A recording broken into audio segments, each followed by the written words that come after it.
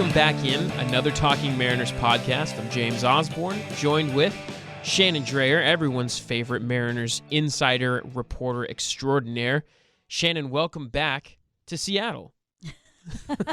Yeah, and to Twitter and everything else. We were hoping that we would do another one of these like about a week after the other, and things got going quickly. I took a couple of weeks off, and I don't do that, and I took them really off, and I unplugged, I think the most that I've unplugged since the start of Twitter, and it was fantastic. Went back east and spent some time with my dad in Connecticut, and I know I talk a lot about being from the Midwest, but my earliest days were spent in the Northeast, so that's very much a homecoming anytime I have the chance to get back there. And Howdy, I was reacquainted with kind of a phenomenon that I had totally forgotten about. And it's weird because I'm usually back there this time of the year. It's usually season ends, go see Dad, and it's the perfect time to go see Dad because we're going to watch the playoffs together. One year we went to Cooperstown together, autumn baseball, that kind of thing. It's just absolutely fantastic. But I had forgotten what a hazard acorns are. Acorns? We don't have that problem out here.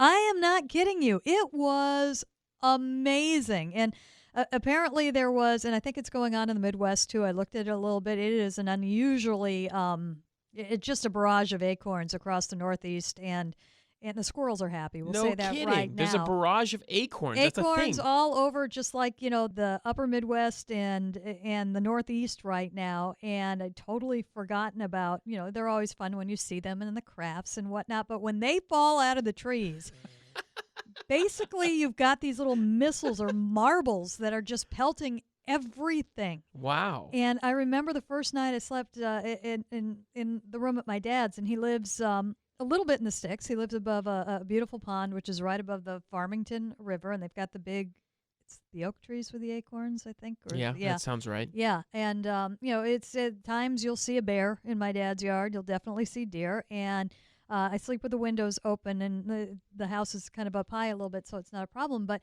I remember my first night, I'm just hearing all these noises outside. I'm like, oh, I can't wait to check, the motion camera. We got bears tonight. We got deer. Everything's out there.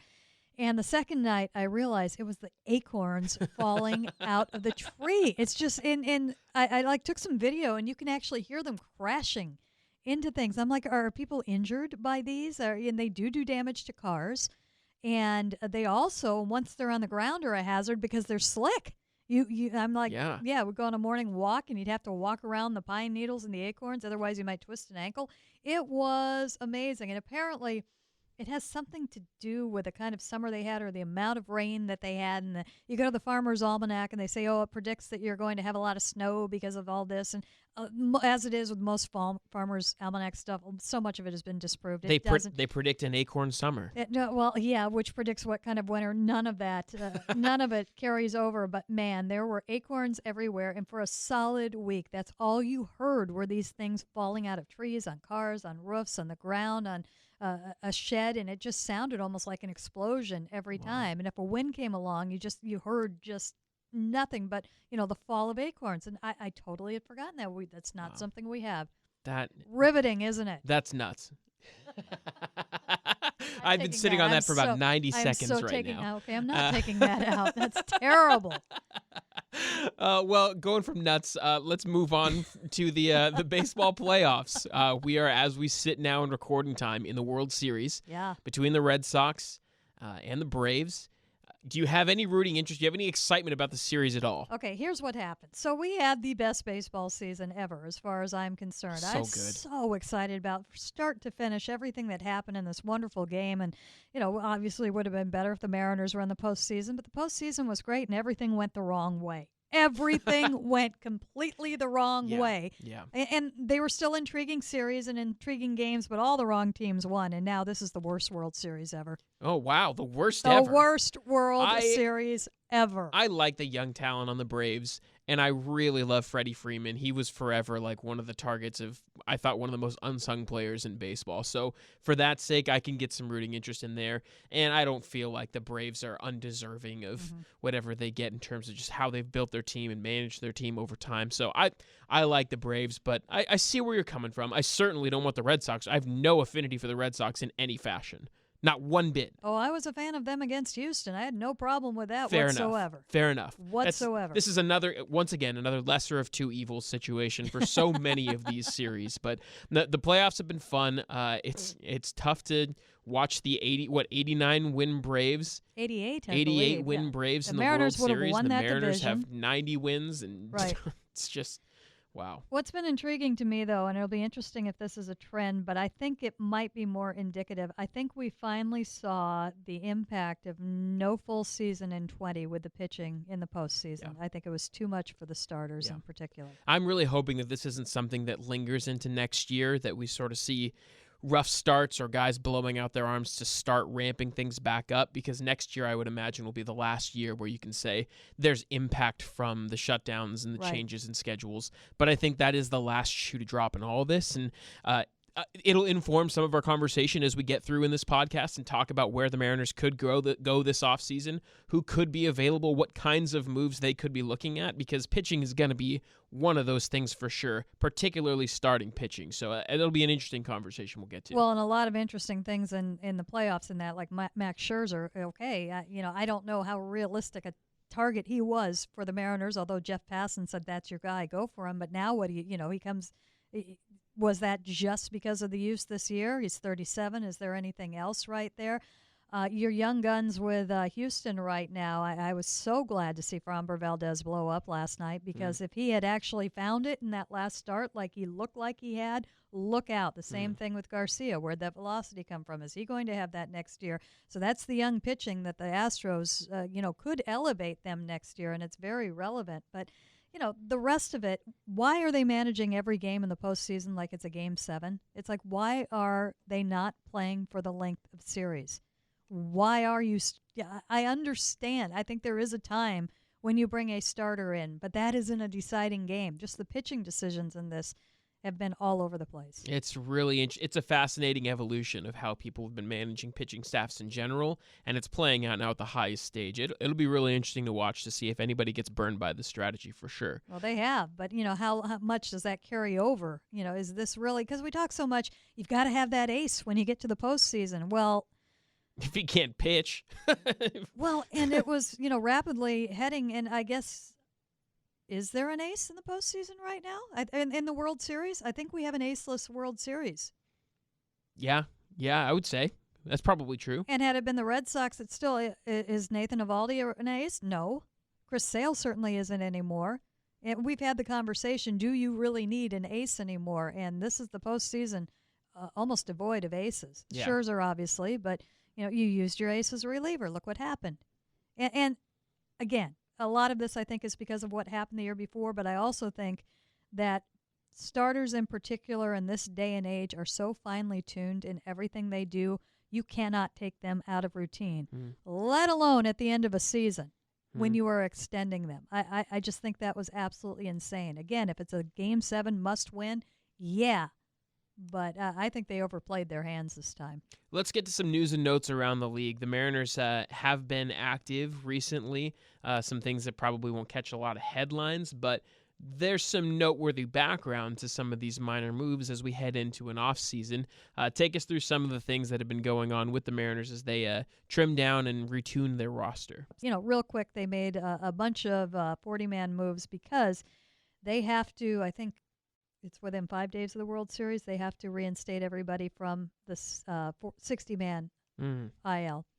And then they are going to have a roster crunch. Jerry Dipoto absolutely acknowledged that at the end of the season, saying that we are going to have to make some decisions and we will lose some guys that have provided significant play for us. Can you give me some idea of some of those names that we may be looking at? Well, we already have. I mean, Shed Long is a name that people would look at. He had done things for this team, obviously injured, and I think there was some frustration and kind of the lack of progress, what we didn't see at second base last year as well. So that wasn't a surprise.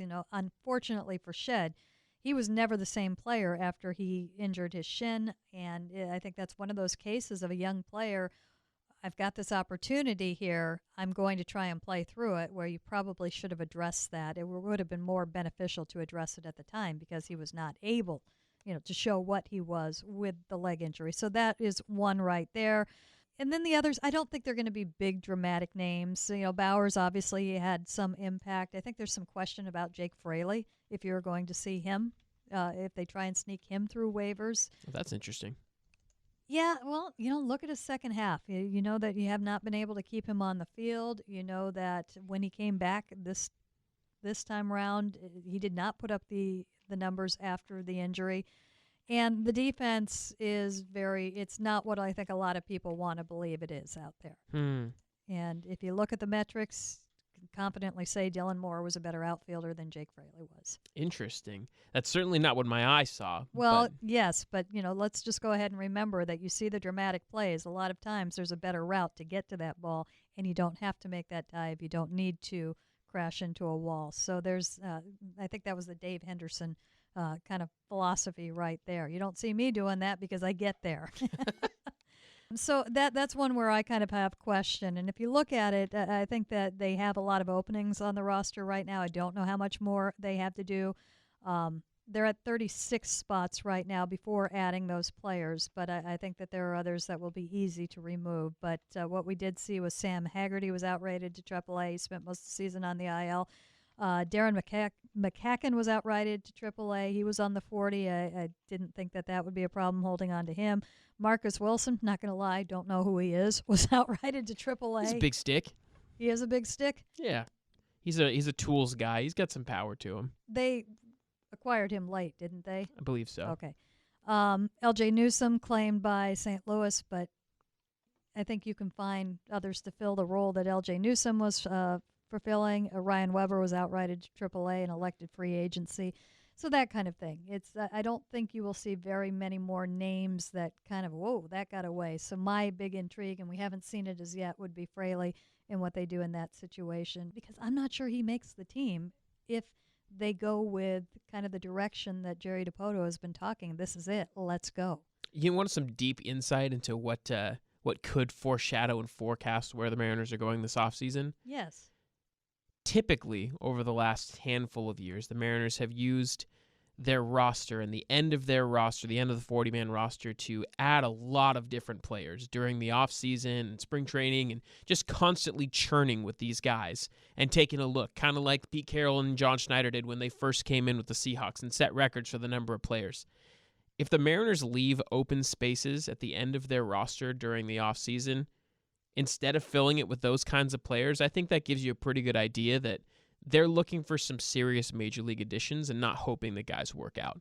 And I think that'll be an interesting thing to watch. Well, they should be, because you're now at the point in the rebuild where, and I've said this all along, that this stage, playoffs are a fair expectation. The end. This is it. And we've heard Jerry Dipoto say that he has been given the okay to spend money. We don't know what that looks like. We don't know how much that is. But you've got to shut the door on the development. We talked with Scott Service about this a couple of weeks ago. It will be competitive in spring training. Let's not forget the opportunity that these young players were given, your Shed Longs, your Evan Whites, a lot of your pitchers, even your Justin Dunns and your Justice Sheffields, and a lot of your bullpen pieces and the outfielders as well.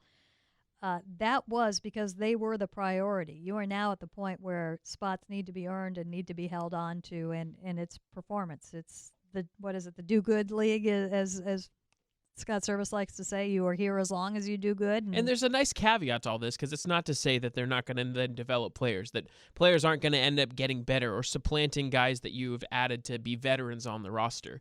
Great teams normally develop their prospects by, this guy proves he's better than the guy in front of him, so now he plays. It's not given the amount of space and we're going to hand him at-bats because we don't need to win right now, and it's going to be better and speed up his development to get those at-bats. You're still going to develop players by having them sit behind other guys or have to force their way up. Yeah, and it's a different kind of development, and learning to force your way up the way that you are. That is an important part, and the more traditional route of how you go about building a team right now. So that should look different, should make for an interesting spring training. But I think that when you look at this club, one of the things that Dipoto said in his end of the season press conference that I found of interest was he thinks his bench pieces are already here. That doesn't mean that the players they ended the season with necessarily, but within the entire system that they can open things up to. And I think that when you're talking about a bench, you're talking about 3 players, Right. basically. Yes. And I think that one of the big and important challenges for the Mariners this offseason is going to be, how do you get a good outfield fit with what you need? Mm. And you need a center fielder right now. Yeah. We're going to get to some of our priority and rankings of needs for this roster as we get into the meat of this conversation, but you're absolutely right. They've got as many outfielders as they have and as much promise as their outfield has. They've got a serious question to answer in center field, so that's definitely a conversation worth getting into. Let's transition. There's 2 more things that I want to get to before we get into the meat of it. Like I said, getting into what's potentially out there for the Mariners this offseason. I would love to get some more of your thoughts and insight on the addition of Ken Griffey Jr. to the Mariners ownership group. I think it's great. And I think that any time, and how often have we heard there aren't enough baseball people in the Mariners front office or in ownership? Well, there it is. There is your baseball person right there. And it's one of those things that if that is something that he is passionate about, I want him in that group. I want him giving his views about what he sees and his experience with the rest of that group. I think it's huge. And I think also just having him still associated with this team. When you look at everything that's gone on since he left it, it would be easy to not do this kind of thing. He can still be Ken Griffey Jr. and be in the Mariners Hall of Fame and come out for the All-Star Game celebration and everything else. But taking on ownership is different level, different commitment, and I think that says a lot. Overrated, underrated. Ken Griffey Jr.'s impact on the 2022 Mariners offseason. Oh, wow. Because there is some general, backing it up a little bit, there is some thought that Ken Griffey Jr. coming in could provide the Mariners a little opportunity. One, for positive press, that heading into a building phase now instead of a rebuilding phase, that adding Ken Griffey Jr. is getting back to what makes the Mariners great. What makes the Mariners stand out, and having one of the biggest names in baseball history present and in your building as the face of your franchise and in conversations, the minds of free agents coming in, that's something that you could have done this for multiple different years, but you do it now in a building phase as opposed to the rebuilding phase. In that sense, I don't think it'll have any impact on free agents or anything like that. And Griffey would be around anyway. It's been tougher with COVID in that regard. It's good to have him around and good to have him. His passion has always been the younger players and sharing his experiences and realizing that they need a hug here and there and their trials and tribulations. But I think that in going into ownership, he's taking a step forward. It's a bigger commitment. It is, I think it's kind of easier to kind of turn your focus to the younger side than it is to what essentially is the business side of it. And I think that his impact, and I don't think when it comes to 22, I don't think it'll be immediate. I think his biggest impact will be is if over the years he gets more involved in it, more passionate about it, and wants a bigger role in the ownership and the directing of where they spend, when they spend, and what they do along those lines. The ambassador thing and being the Mariner, that's always been there and it is always going to be there. Now you look for add-on in what I was just talking about, but I think that is going to take time. But I wonder if you get into a case of Jerry Dipoto wants just a little bit more. And we know they have been very strict to budget in the past. Would Griffey have the ability to kind of maybe, make another owner feel a little bit better about this kind of decision? And how much do they listen to him if that is something that could happen? So I don't, I think it's going to be minimal. I think at this point, it's just good to know that he wants to be there. He will be a baseball voice with these other voices. And along those lines, I think it's a win. And for me, it's just, I've known Ken, and I've known that his commitment level has been, I don't want to say small because he comes out for everything, and he's still very willing to be a face of things. But as far as taking on, he's not going to take on a 9-to-5 job with it. But everything he has done has been pretty much at my schedule when I have time and what I want to do. On his terms. A lot of former players, former stars that get involved with organizations across sports, that's typically how their involvement, if they want to stay connected, they sort of set out, this is what I'm interested in and what I'm willing to do, and go from there. It's very rare outside of managerial or GM-related situations that a former player will then cross over to say, you tell me what you need from me, I will figure out how to work my way into what you do. Right. And Dan Wilson and Edgar Martinez have done that. They've very much Great done examples. that. Yes.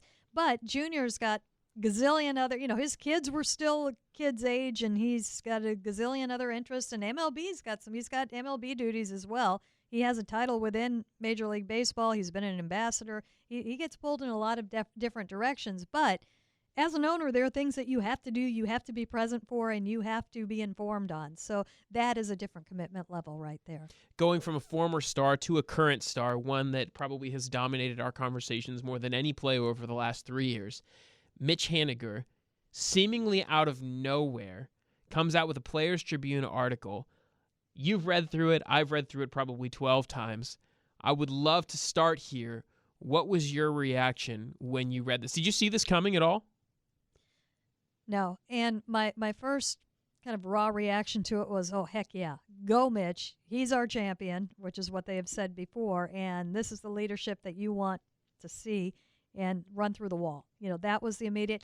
And then I got a little bit more realistic about it, and the Players Tribune is often a vehicle for players not to get out just their thoughts, but also their agendas that can be there with these things. It's part of the reason why Derek Jeter's group created this, is to unfiltered give athletes access to get their message and their voice out. That's the fundamental reason why the Players Tribune was founded in the first place. So, yeah, absolutely. Continue. And to me, then I got, am I going to get cynical about this? And I hope not. And I did a little bit, but I think there's a realism that has to come with that. What was the motive behind this? But in the end, it was great to see him take that kind of leadership, take that initiative. Now, I don't know, did his agent say this would be a good idea to do this? You're going to be a free agent in a year. Let's get this side of you out there. It's, this will benefit you, possibly. But it was also pure Mitch Haniger. What you read in that was, and we've talked about before, when you get into a conversation with him, or if you can take an interview into a place where on a subject that he is passionate about, it all comes out like you just saw right there. And that very authentic, very genuine. And the fact that it wasn't a call out to ownership, but it was an affirmation. Yeah, we better be doing this. It was. I absolutely read it that way. I didn't read it, so I know a lot of people did read it as a continuation of some of the discontent that was spoken about at the trade deadline from the players. I didn't read it that way. I read this as, I believe in this group that we have.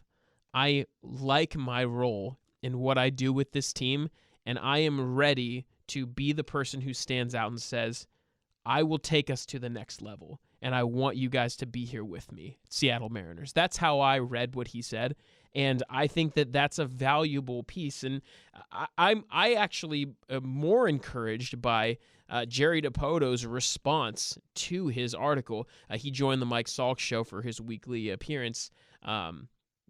Basically, I think 2 days later, the next day potentially, he had a couple of really interesting things to say. Here was his response when Mike asked him what his reaction was to that piece. I did. I loved it. Immediately sent him a text, and yeah, anything that is well thought out, that is heartfelt like that, I believe was heartfelt.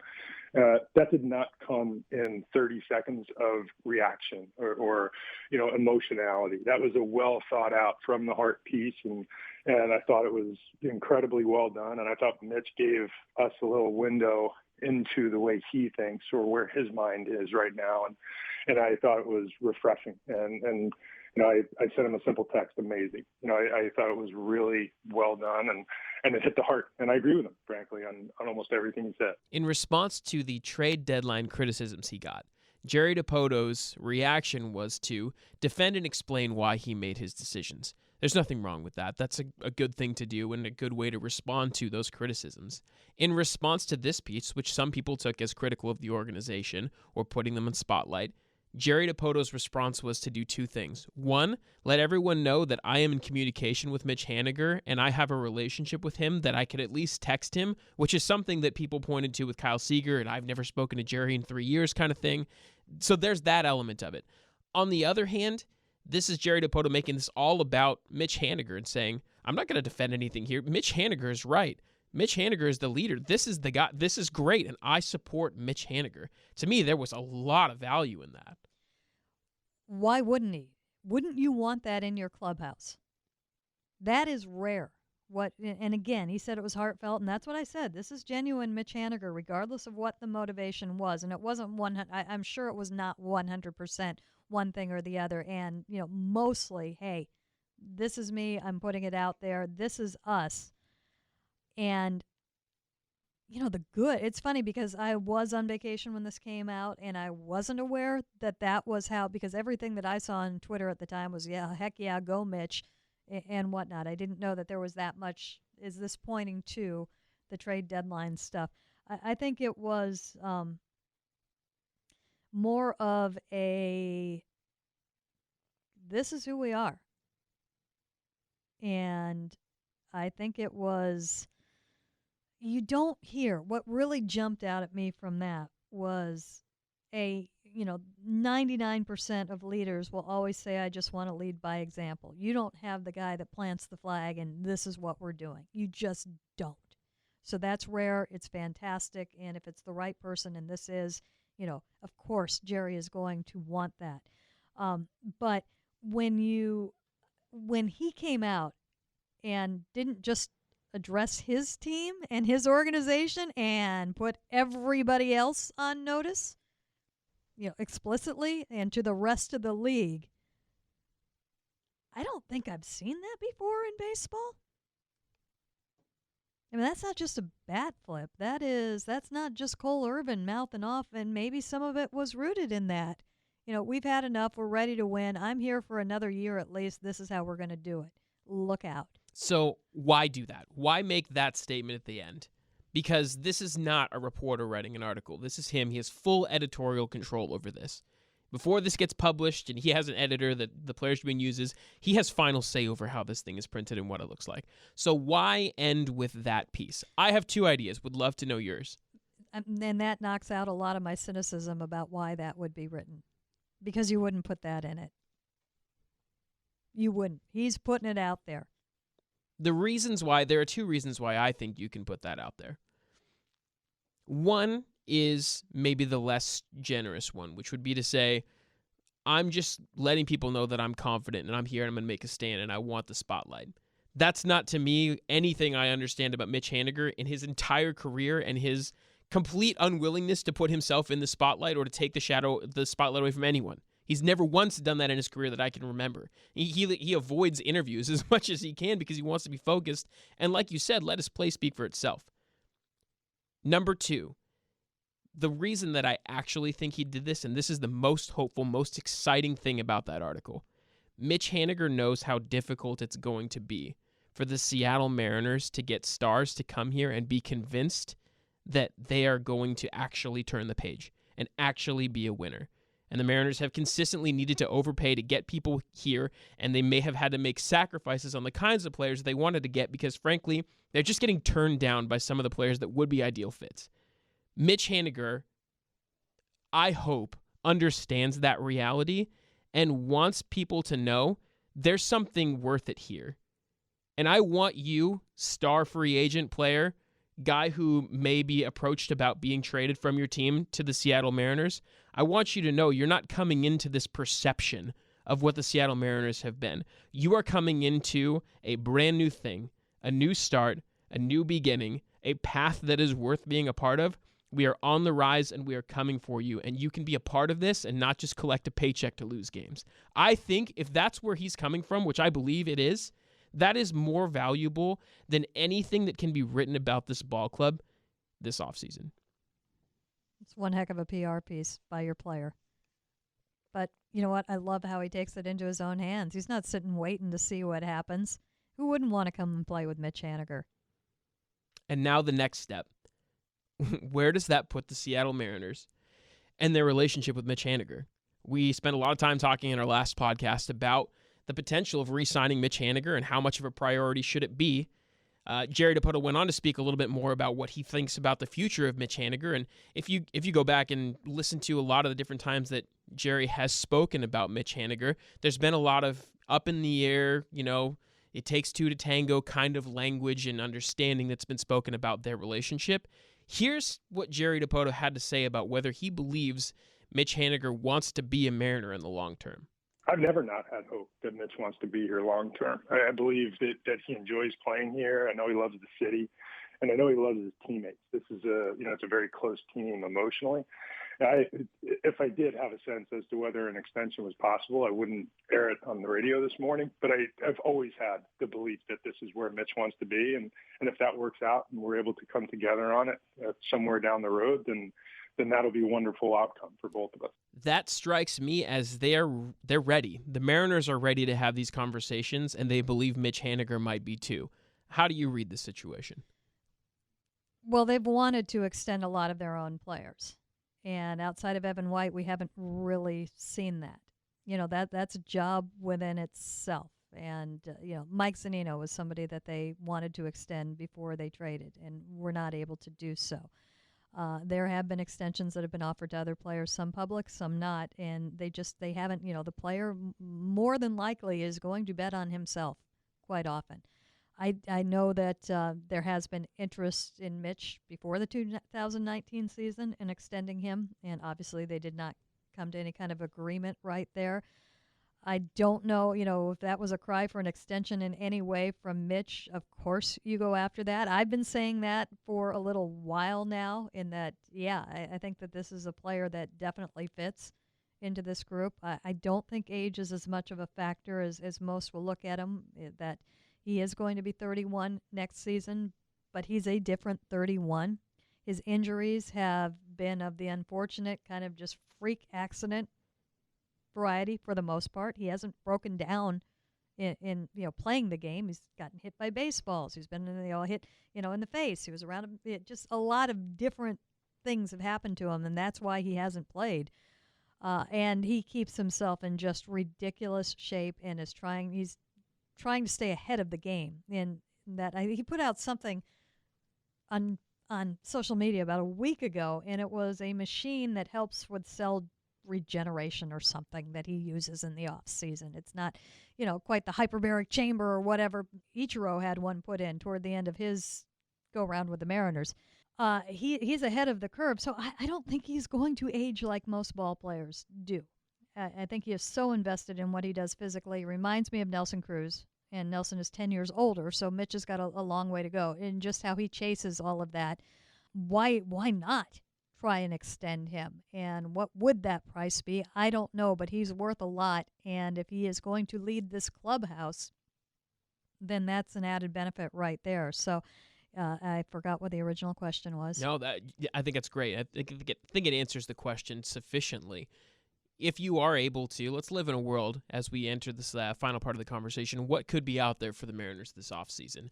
And this is a longer conversation. We'll have some more of this in the future as things go on, and we're going to have a nice baseball work stoppage, I'm predicting, so we'll have a lot of time to talk about what could happen with the Mariners, free agents and trade prospects. And 2 weeks to get it all done. Yeah, Yay! So we will we'll have some time to have a long conversation about that. But let's live in a world where the Mariners smooth things out and have a long-term future with Mitch Haniger. They get an extension done there.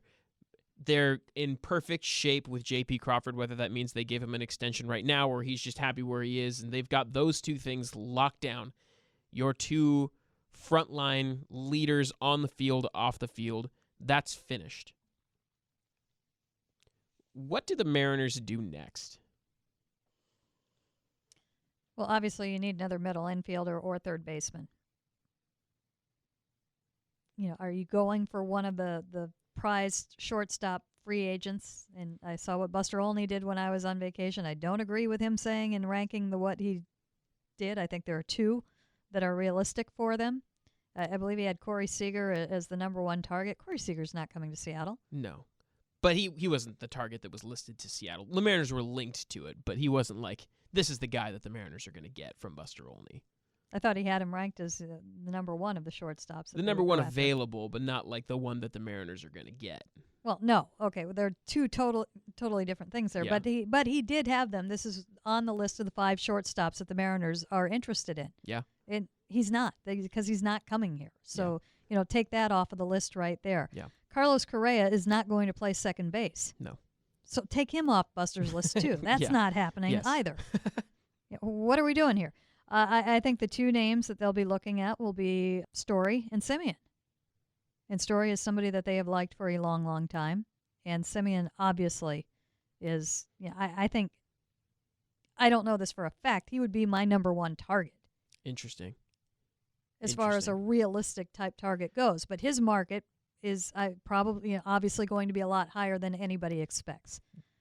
But he is a West Coast guy that prefers to be on the West Coast. Do you think that Trevor Story is going to be willing to move to third or second right off the bat? Probably. You think so? Yeah. You're not moving J.P. Crawford. No, you're not. And that's why I'm sort of out on this conversation in the first place about shortstops in the whole market that's out there. And maybe I'm just living in a different world, in an unrealistic world, but to me, the place to look for the long-term answer is at third base. And whether that's in the trade market or the free agent market, I think that there's one clear candidate when I hear Jerry Dipoto talk about the kind of player that they're looking for that checks every single boxes and probably double checks him with a Sharpie, and it's Chris Bryant. Now, there's a lot of prevailing thought that he's going to re-sign with San Francisco. What I've seen and heard is that San Francisco's got some other decisions they need to make, and they're not sure if they're going to make Chris Bryant the number 1 priority of their offseason. And if that's not the case, as the Mariners, a guy who plays first, third, the corner outfielder, center in a pinch, he is the guy that he defines what you're looking for. Playoff experience, youngish, West Coast guy, high school in Nevada, went to college in San Diego. He played for a championship team that went from nothing to something and broke a curse. I mean, everything that you want from a guy is right there. And he plays the position that you're going to ask him to play. You don't need to move him anywhere to make it happen. You don't have to convince a premier free agent to change positions to come to the Seattle Mariners. To me, there's one guy out there that he should be one of ones, and I think he might be one of ones in the targets of what they're looking for. Well, he was at the trade deadline. Interesting. I had heard something similar. I had heard similarly that Chris Bryant was very high on the Mariners' wish list at the trade deadline, and that they did some work to get down that path. I don't know anything more than that, but that's an interesting tidbit if you then look at the market and what's out there and what's available. Okay, I don't know if he was one of one, but they went in heavy on that. And that's valuable. It is valuable in that obviously they like him, and they didn't go in heavy enough. And I still don't know. When we talked about this at the time, I thought what could get them a big player would be kind of their second tiers, their Williamsons, along those lines. And were they willing? And I would think they would be willing to go there. I don't know. I don't know along those lines. But trade deadline and a long-term hundreds of millions of dollar contract are 2 totally different things. Right. So, he was available. Maybe their number 1 target was not available at the deadline. Now, so I would personally rather, if you're going to get a star like him and then pay him money, I'd rather just pay him money than give up prospects and pay him money. Like, if you were going to tell me that I was going to get Chris Bryant for, Brandon Williamson and future first-round pick or a bunch of slot money or whatever, and then pay him whatever you're about to pay him, I'd much rather be able to win him on the free agent market if I can win that bidding battle. And to me, I think it's worth it. I would personally build something around like a Trevor Bauer type package that has 2 really high value years at the beginning with a player out and say, we're going to prove to you that this works and this is worth it to you. And just pay more in the first 2 years than anybody. let's say you do lock up J.P. Crawford. Let's say that you can get Marcus Semien. Let's say that one of those things doesn't happen, and you still believe that Noel V. Marte is a year and a half away. Does that change your thoughts on Chris Bryant? It's a hard conversation for me. I personally would rather be in the position of having to make a decision about Noel V. Marte when he fully realizes, as he is realizing his potential and just blowing people away at every level. But I'd like to deal with the situation where I've got somebody I trust at the major league level at every position he could play, and then figure out what to do from there, instead of trying to make that decision now and project that that's going to happen. Let's say you can trade for someone else that can hold down third base for a year or two. More than hold down third base for a year or two. That's a secondary. I would rather have somebody now that I can build around than a piece that I'll eventually replace, if that makes sense. If I got to choose. Now, no matter what, I want them to improve at that position in the infield. Absolutely. But if they can find a way to force that problem down the road without having to move on from Noelvi, and by getting a cornerstone piece right now, I take that option. Absolutely. Who's the name you have in mind? You've got me speaking so fast because I'm so excited to hear what you have to say, but I want to get that out. Who is it? Who do you want? Maybe we talk about that off air. Ooh. Oh. Maybe we let folks kick it around a little bit. Yeah, you're going to have, that's a great tease. You have to watch, you have to listen to the next episode to find out who it is that could be the short-term option that bridges the gap between Kyle Seeger and Noelvi Marte. I like that. Why don't we do that and find a center fielder next time? Okay, I'm in.